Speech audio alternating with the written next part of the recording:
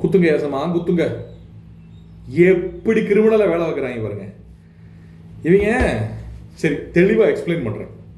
போன வாரம் captaincy task எப்படி இருந்தது? வீட்டு ஆட்கள் தான் செலக்ட் பண்ணாங்க. பட் ஏதோ ஒரு விஷயத்தை அவங்க செலக்ட் பண்ணுற மாதிரி இருந்தது. இதுவோ செலக்ட் பண்ணுற மாதிரி இருந்தது. பட் இந்த வாரம் வாய்ப்பே இல்லை. கேப்டன்சியில் இருக்கவங்கள யாரை செலக்ட் பண்ணுறதுக்கு விரும்புகிறாங்களோ வீட்டில் இருக்கவங்க அவங்க தான் இந்த வாரம் கேப்டன். 3 பொம்மைகள் வைக்கப்பட்டிருக்கும். அதில் 3 பேருடைய முகம் இருக்கும். இந்த பொம்மைகளில் கத்தியை கொண்டு குத்தணும். எப்படி குத்தணும்? அவங்க பார்க்காத போது குத்தணும். இதை உட்கார வச்செல்லாம் பண்ண மாட்டாங்க. என்டையர் பிக் பாஸ் ஹவுஸ் எங்கெங்கே போய்கிட்டு வச்சுக்கிட்டு இருக்கும்போது அவங்க பார்க்காத டைமில் கத்தியை குத்தணும். கத்தி குத்துற டைமில் யார் மேலே நீங்கள் கத்தி குத்துறீங்களோ அவங்க உங்களை பார்த்துட்டா நீங்கள் அவுட்டு. திருப்பி கத்தி குத்துறதுக்கான வாய்ப்பை நீங்கள் இழந்துருவீங்க. பார்க்கலைனா உங்களுக்கு திருப்பி நீங்கள் எத்தனை தடவை வேணாலும் அவங்கள குத்தலாம். ஒரே ஒரு ஆள் முடிஞ்சா அந்த கேமை மாற்றிட முடியும். அது பிக் பாஸ் தெளிவாக சொன்னார். ப்ளஸ் இன்னொரு அட்வான்டேஜ் என்னன்னா 3 கத்தி குத்து வாங்குற ஆள் எவிக்ட் ஆகிடுவாங்க. அடுத்து 2 பேர் தான் இருப்பாங்க.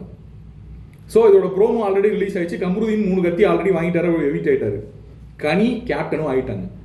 ஸோ கனி இவங்க நினச்ச மாதிரியே கேப்டன் ஆகிருக்காங்க. இந்த வாரம் என்ன மாதிரி விஷயங்கள் பண்ணுறாங்க அப்படின்ற பொறுத்திருந்து பார்ப்போம். இந்த டாஸ்க் முழுசாக போக போகுது.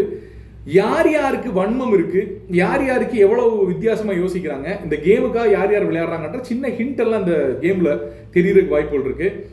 பொறுத்திருந்து பார்ப்போம் என்ன நடக்குது அப்படின்றத. பட் கமருதீன் தன்னை 3 பேர் குத்துனவங்க யார் அப்படின்றத கண்டுபிடிக்கிறதுக்கு என்ன பண்ணுறாரு, அது தெரிஞ்சா என்ன பண்ணுறாரு? கேப்டன் ஆகக்கூடாதுன்னு நினச்சவங்க யார், கூட இருந்தே முதுகில் குத்துறவங்களா, யார் என்னன்றதெல்லாம் பார்க்குறது தான் அந்த கேமுடைய ரொம்ப ஸ்பெஷாலிட்டியான ஒரு விஷயமா இருக்கும் அப்படின்னு நான் நினைக்கிறேன்.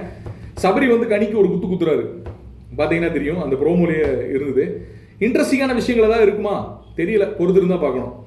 இதோடைய ரூல்ஸ் அண்ட் ரெகுலேஷன்ஸ் எல்லாம் படிக்கும் போதே ஏகப்பட்ட கன்ஃபியூஷன்ஸ் வரும்னு தெரிஞ்ச விக்கல் விக்ரம கூப்பிட்டு ரொம்ப தெளிவாக சொல்லி அமைச்சிருக்காரு. அவளும் ரொம்ப தெளிவாக சொல்லியிருக்காரு. பட் இவங்களுக்கு திருப்பி டவுட் வரும். இவங்க குத்துனதுக்கு அப்புறம் பக்கத்தில் இருக்கக்கூடிய அந்த கேமரால சொல்லணும், அப்பதான் பதிவாகும். எப்போ வேணாலும் நடக்கலாம். ஸோ இந்த டாஸ்க் எவ்வளோ நேரம் நடக்க போகுது அப்படிங்கிறது நமக்கு தெரியல, பொறுத்திருந்து பார்ப்போம். இந்த கேப்டன்சி டாஸ்க்கை பற்றி உங்களோட கருத்துக்கள் என்ன அப்படின்றத கமெண்ட் செக்ஷனில் பதிவு பண்ணுங்க. கனியக்கா வாழ்த்துக்கள்.